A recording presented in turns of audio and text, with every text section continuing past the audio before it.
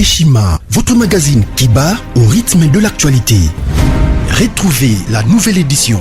Exclusivité, évaluation du processus électoral 2018, mission accomplie pour Corneille Nangaa. Le président de la centrale électorale était devant les élus du peuple pour présenter le rapport général du processus électoral qui a conduit à la mise en place des institutions. Un aperçu panoramique, mais aussi un compte-rendu complet de tous les processus électoraux. Désigné par un consensus des confessions religieuses, Corneille Nangaa Yobeluo hérite de l'institution qualifiée de la plus controversée dans l'opinion nationale qu'internationale. Jouissant d'une expérience en matière électorale de près de 20 ans, dont plus de la moitié passée au sein de la centrale électorale congolaise, Corneille Nangaa Yobeluo présentait inéluctablement les profils idéaux pour diriger la CENI. La révolution de la machine à voter, une innovation qui a permis l'organisation inédite et la fiabilisation des résultats des scrutins directs combinés présidentiels, législatifs nationaux et provinciaux de décembre 2018. Aujourd'hui, personne n'en dédie le bon fonctionnement. Corneille Nangaa est considéré aujourd'hui comme acteur majeur de l'alternance. Focus économie. En vue de faciliter la traçabilité, de lutter contre la fraude et la corruption, la Direction générale des impôts, DGI, numérise la procédure de déclaration et paiement d'impôts. Sonas, Bonieme Ecofo soutient le leadership féminin au sein de son entreprise. Découverte. Après 3 décennies dans le travail législatif, Christophe Lutundula intègre l'exécutif national. Zoom sur la gratuité de l'enseignement primaire. Qu'en restait-il? À lire également les alliances, atouts et faiblesses de la politique en RDC. Zlekaf, que gagnerait la RDC? CPI, l'illusion d'une justice internationale équitable.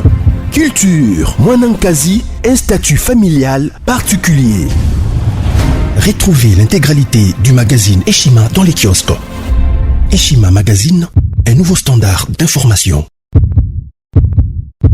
Moninga porte oyo aibi na bakangi oyo ayibaki alobi ngai te ye mutu atindaki ngai na ko trahir combat ya eu de peste mbongo ya yango bilakole yango eza neti keno na trahir ma maman quelques civiques oyo bazalaki wana basali Dieu yango bomoni bazali kosala bouclage et puis nani maîtresse ya makambo nyonso oyo ezali oyo deuxième volume ya émission nanga place na kopanza na kopalola na ndenge moko ya kosakana te. Alors yo mutu olingi okota na nzela ya mwana koli keba na bandeko na biso nyonso ya Rimer de Kinshasa sango ya Congo baye nyonso bazwi libako ya kolanda biso lelo toyeliso na bandako na bino kopesa bino actualité politique à temps réel ya maye ezali kolekana na mboka na biso République démocratique du Congo. Omeni ya mkolo ya lelo tokolobela nini? Tokolobela nanu voyage ya tata mokonzi na niveau ya France akendaki kosala nini et puis makambo yango na niveau ya France elekani na lolenge nini? Réaction ya Fachi concernant Tenor France à lobby, il faut soutenir biso sur le plan économique. Yemoko France azali na banyongo ebele.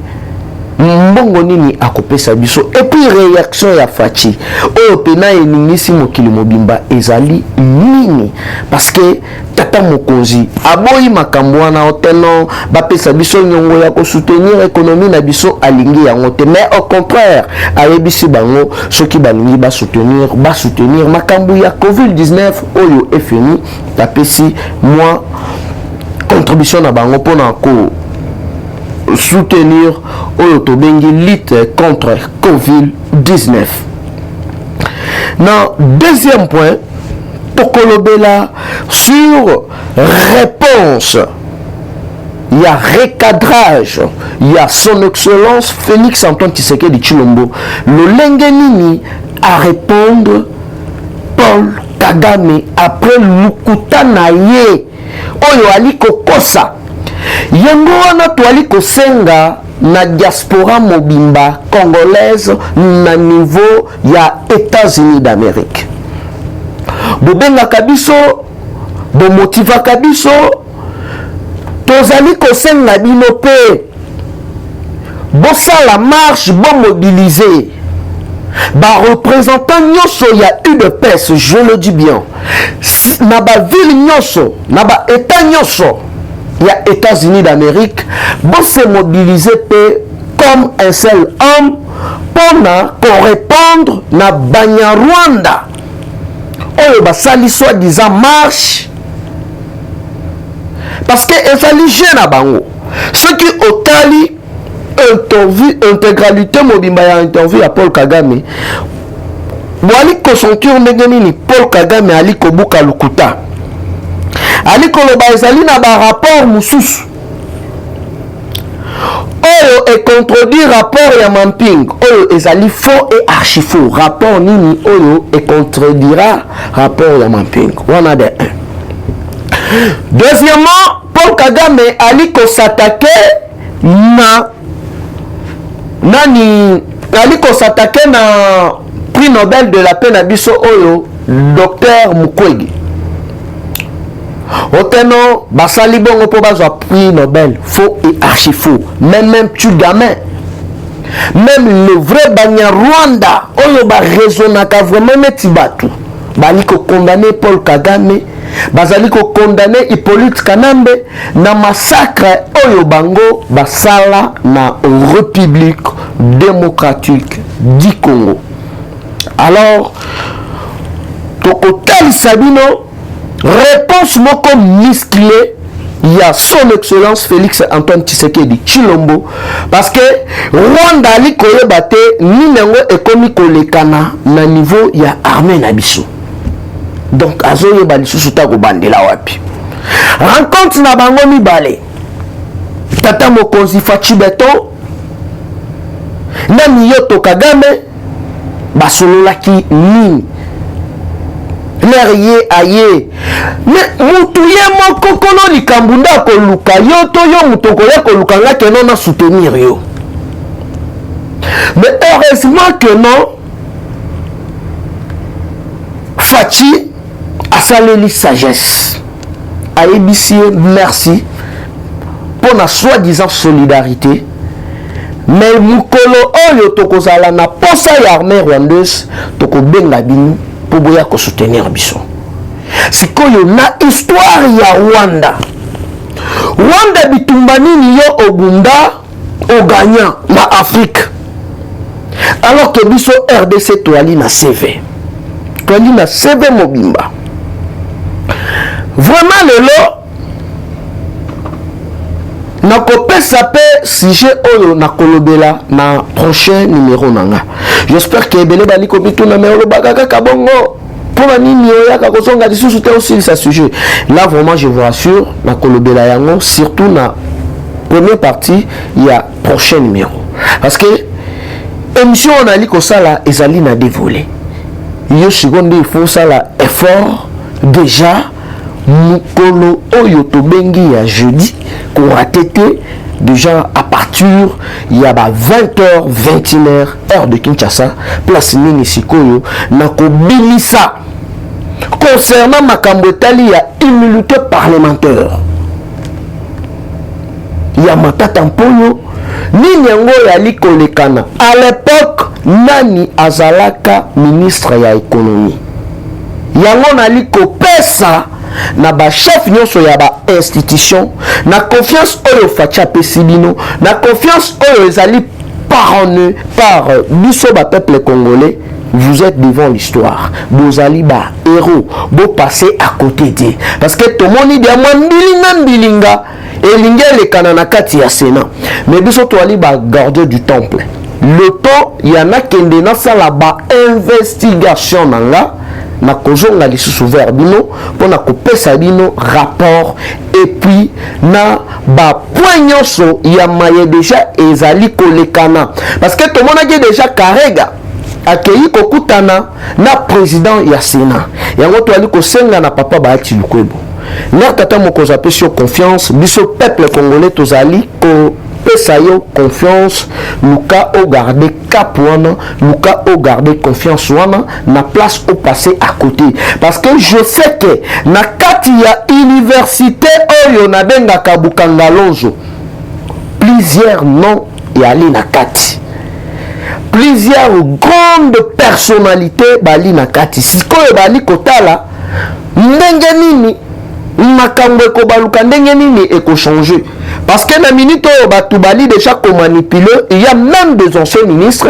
oyo bazali na minute oyo na niveau ya minembwe alors nakosite kaka mibale Azarias Roberwa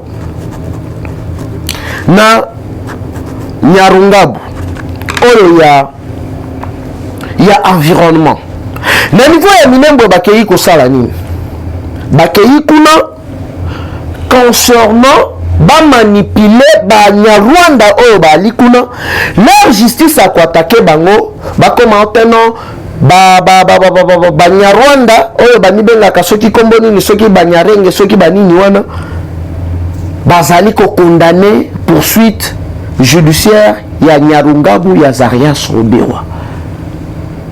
La loi est dure mais c'est la loi yango nali kosenga pe pour profiter pour lancer appel na le deux actuels gouverneurs ya Ituri na ya Nord Kivu bokomela auditeur général bokomela procureur général bosaisir conseil ya de ministre bosaisir conseil d'état pona na niveau ya este kuna na niveau ya loi na biso pe bazongisa loi ya pendaison surtout pour le traître batu oyo bali ko trahir moka je l'ai dit tout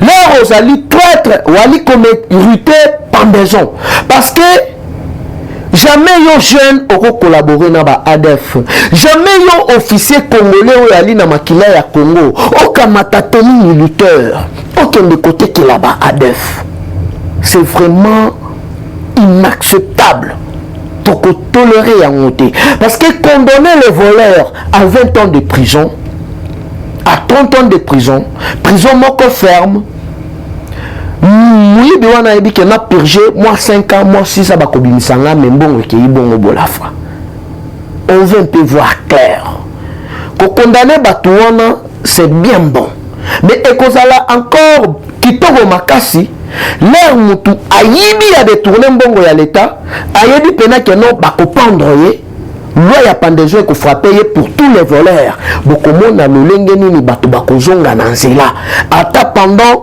5 ans okomona mutu nyonso akozonga na nzela na niveau ya este loi ya pendaison ezongi okomona ndenge nini jeunesse akobanda kobanga lobi soki na sali manyanga soki na kei ko collaborer na ADF bakokanganga na kobima traître l'état akopandonga parce que na ba pays mususu loi wana ezali donc nali kosenga bino bongo là ça n'engage que moi na koli alors avant tokota to développer ba sujet na biso ya mukolo ya lelo to ali commencer lisusu message concernant contribution to cotisation il y a bas parlementaire debout tout le parlementaire debout to ali na posa ya kopesa pe contribution na biso na oyo to bengi phare DC bamampinga na biso na niveau ya front ndenge tata mokonzi alobaki to soutenir bango ba député basali déjà de même ba sénateur il y a les hommes de Dieu oyo pe ba pesi déjà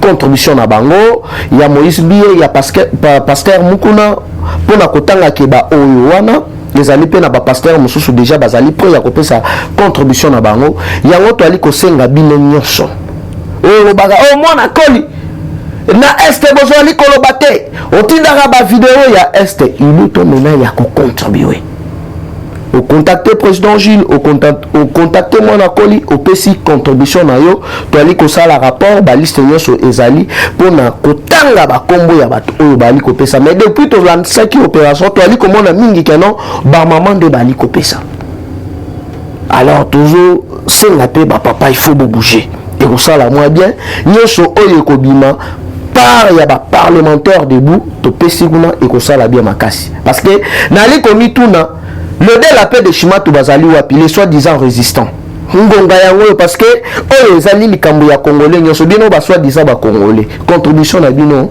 ezali wapi. Donc affaire à suivre. Sujet na biso ya mokolo ya lelo ezali nini? Fachi recadre Paul Kagame après sa sortie médiatique.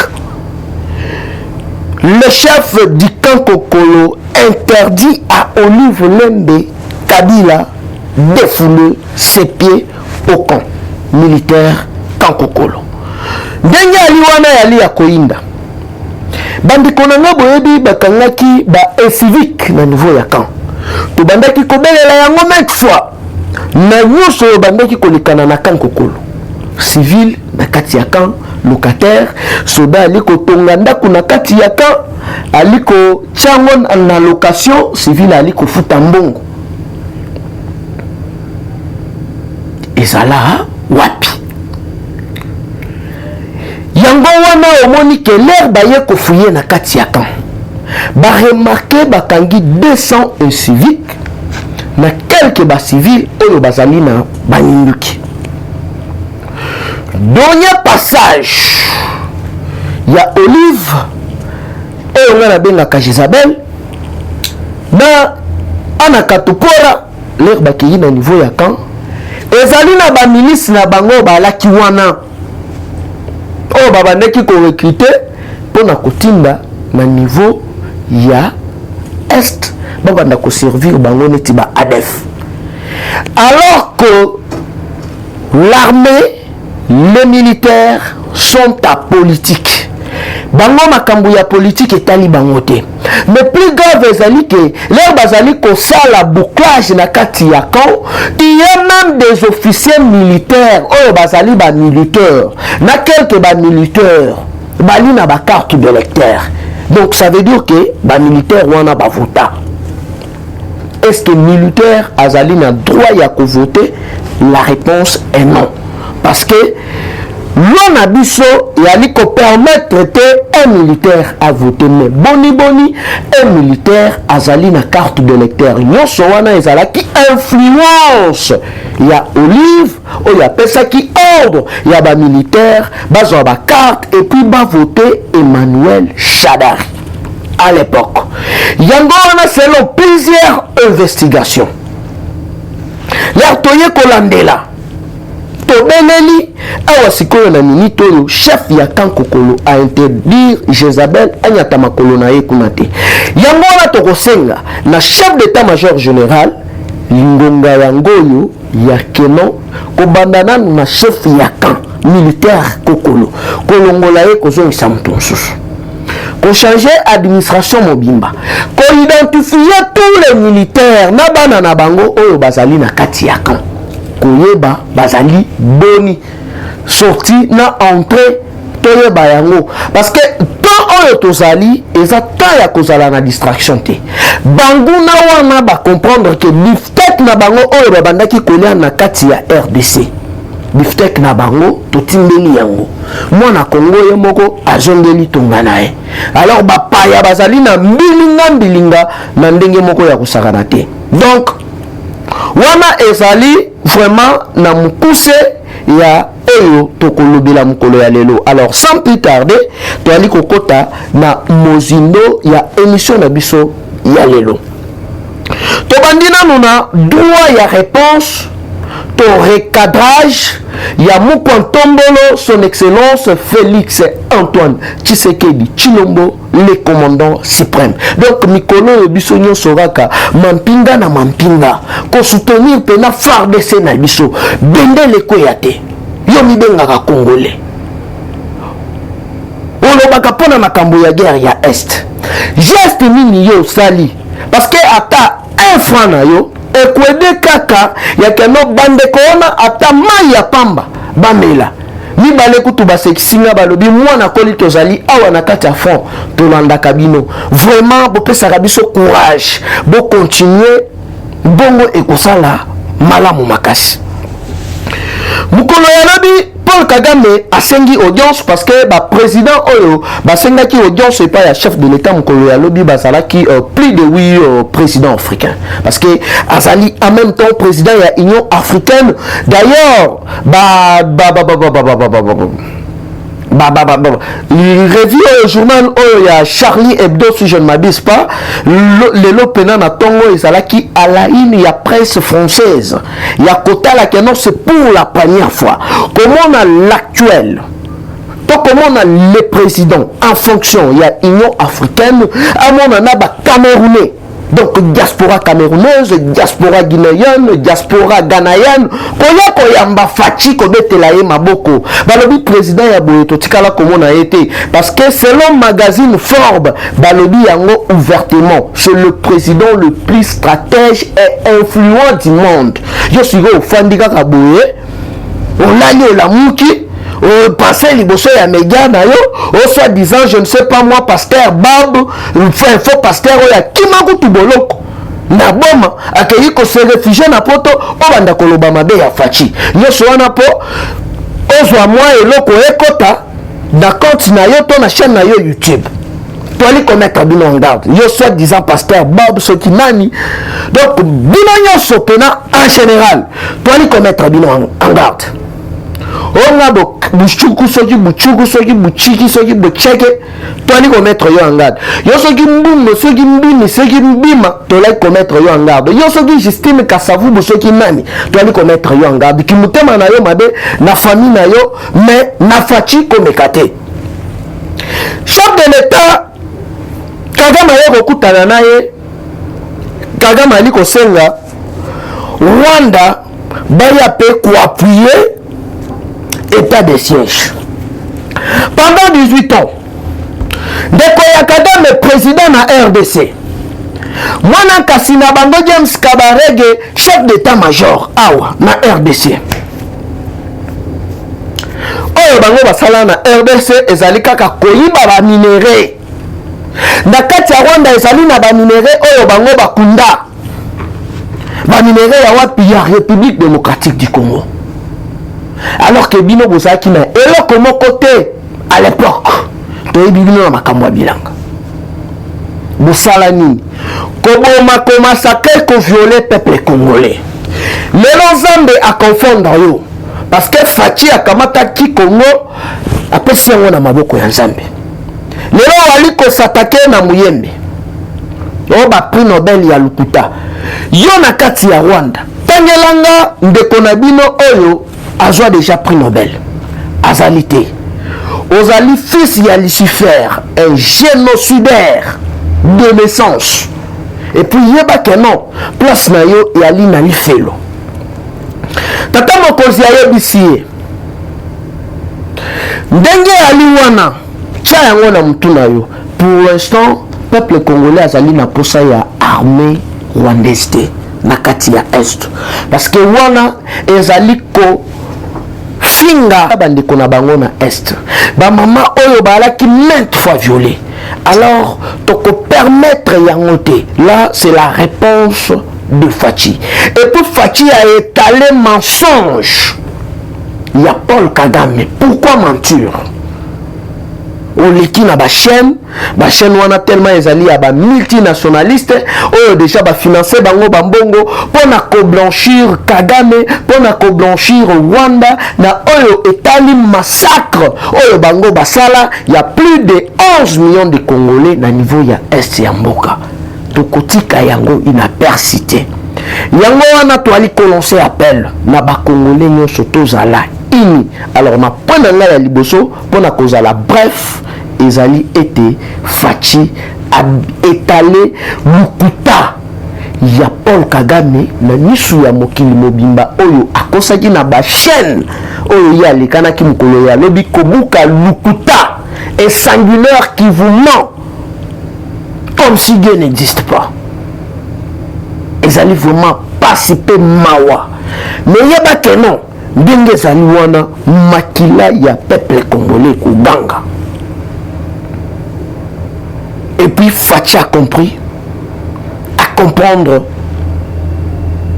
ndenge nini réseau wana ebandaki ko fonctionner lelo omoni conflit ekoti entre le Rwanda na MONUSCO bali koyela nini lelo Kagame ali koakize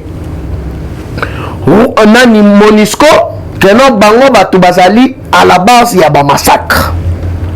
Alors tozali cause la réponse ya représentant ya MONUSCO na RDC après ça biso ba explication parce que selon Kagame ya lobi bangonde bazali à la base entre MONUSCO na le Rwanda nani azali kokosa nani azali koloba vérité. Donc émission ya likoya na deuxième volume bo raté yango te ekozala wana mukolo ya jeudi. Donc na zandu l'air na kokende ko wange na tongo na kopesa bino kaka ba flash ya mike mais émission mobimba na oya ko tandela yango nde na niveau ya plateau parce que to communiquera kaka bino te to communiquera pe na ba combattants bazali sur place oyo bazali na posa ya information ya koyeba vérité yango bomona kano ezali ba sujet mususu obeti yango déjà na kati ya zandu combattant à comprendre peuple congolais ayoka nini yango ezali kolekana et puis toye ko beta yango na niveau ya YouTube na sangwa Congo po ete batu oyo balandaki biso na zandu te to batu oyo basalaka na temps ya ko se déplacer te bayeba pe maye ezali kolekana. Donc wana ezali na point na biso ya liboso na lobi bien Fachi recadre Paul Kagame. Donc a étalé lukuta na ye et puis azali cause la justification il y a l'actuel représentante ya MONUSCO parce que Kagame abuki lukuta lobi MONUSCO batu babandaki ko sala ba massacre.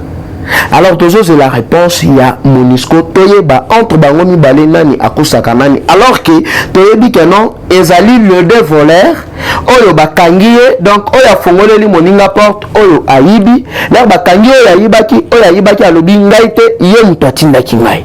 Justice nationale na internationale ekosala musala na yango. Tokoti na deuxième point.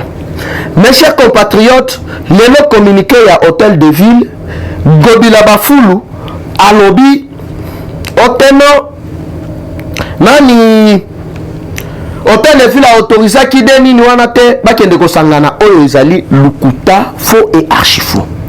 Ba militaire wana nani atindaki bango nani apesaki ordre ezali Gentini Ngobila yango nali koyebisa bino ba député na biso na niveau ya assemblée provinciale jusque là natikali komona député mon côté provincial ya IDPS oyo ali kokotela Gentini Ngobila motion ya akweya namoni ete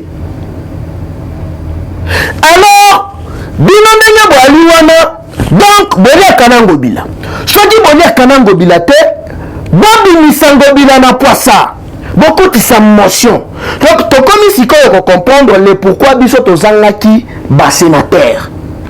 Donc Papa Tshisekedi atangisa biso démocratie atangisa biso kozala na courage ya kodénoncer ezali na batu ezala awa na RDC ezala libanda ya mboka oyo balingaki basalir kombo ya mwana koli. Je vous le dis tout haut na ko trahir combat ya eu de peste combat oyo biso tobunda ezali sacré pena ya sacré na muto kendaki kobeta lisolo na nga na ndenge ya mabe yeba que non je suis déjà au courant mais ozali confondu parce que même muto ya pesa ki ordre bokende kuna bosala ye audit na kati ya salle mwana koli bapesi transport alobi nyet na kozwa transporte na ke na ba émission na tongo na panolier na ke na limité na panolier ezala Ngobila ezala bino ba député na biso moko UDPS mutu akosomba conscience nanga azate. Je suis Tshisekedi, je demeure Tshisekedi. Les Tshisekedi, il y a un pour faire du pouvoir. Non. Ma vidéo est sali. Et tu n'as même en prison. On a à l'époque, en 2014. Papa Tshisekedi encore en vie. Alors, maman n'a dit ça. Maman n'a pas dit que ma panazandu. Kozombo yango bila kole yango ezaneti keno na trahir ma maman. Il y a des jours où on a kendaka kotala bana ya Rossi. Na kendaka kotala mwasi ya Rossi. Dieu nanga aussi que son âme se repose en paix. Bana na ye bayoki ke non ngai na batu ya PPRD na komi kolia mbongo na bango. Bako tchanga esika nini. Donc ça ba biloko mususu ba devoir mususu ya nature avant ya ko trahir, il faut voir place nini outi na place nini ozali kokende. Ce qui peut trahir combat, il y a docteur Etienne Tshisekedi wa Mulumba à l'époque. Chibala Longwe, UDPS, mais à l'EBC du soke non, tokende, comme un communicateur nae, salaire il y a $1000. À contacter là, à contacter le président Jules, mieux que Moïse Maoka Antibal à l'époque. Tu ne le dis jamais. N'a pas cannabiso, nous sommes toboya. Et moi-même, j'ai même des problèmes en famille. Wazo baboina bonale pas question. Nazo zelangonga na biso beta. Siko lelongo bila ba fulu muto sala ba crime na nini na yumbi. Mais non. Mais non. Alors yango wana nali kosenga na ba député na biso nyoso. Na kati assemblée nationale, na lingi na yo cabinet que non bokotisi motion contre Gentini Ngobila. Mwali kolandanga. Muto kobenga ngame na senga yeba que non na ko enregistrer. Ko banda likolo tina se muto komeka kobenga nga po intimider nga na ko enregistrer. Na ko sala pe émission na yokisi mokili mobimba audio. Na lingi basengela Gentini Ngobila motion akweya. Parce que azali moboni ba fulu. Alors ndenge azali wana na maye elekanaki na niveau ya sable martyr. Les deux camps entre les musulmans ezali sikoyo na ba incivique oyo balingaki babebisa image ya islam bakei kobatama na kan kokolo na quelques inciviques oyo bazalaki wana basali Dieu yango bomoni bazali kosala bouclage et puis nani maîtresse ya makambo nyonso oyo ezali Olive yango bomoni chef ya camp na chef d'état-major bapekisi ye anyata makolo na ye na kanté parce que les militaires bazali ya politique na quand ozokende kosala nini est-ce que bozwaki temps ya kotongela bamilitaire camp ya komatisela bango basalaire bafemme veuve militaire me bandaki kozwa combien donc ngonga yali kosala biso défaut tokutani ngai na bino mokolo ya jeudi na deuxième volume ya émission nanga place na kopanza na kopalola na ndenge moko ya kosala te. Alors yo moto olingi okota na nzela ya mwana koli keba keba numéro na nga ezali toujours le même bato babengaka mpona kointimide donc naza wana ointimide nganga mpe na intimide yo plus 243 89 784 33 42 plus 243 89 784 33 42. Bye bye et dans les prochains numéros.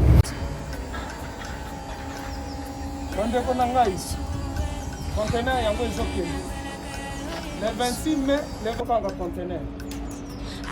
Conteneur chaque mois. Donc, next ekozala le 26 mai. Olingo timba velo. Mutuka. Please aussi okangi. Biloko tu omemaka na biso. Benga biso. Comme ça, toya, so mema biloko totinda na Congo.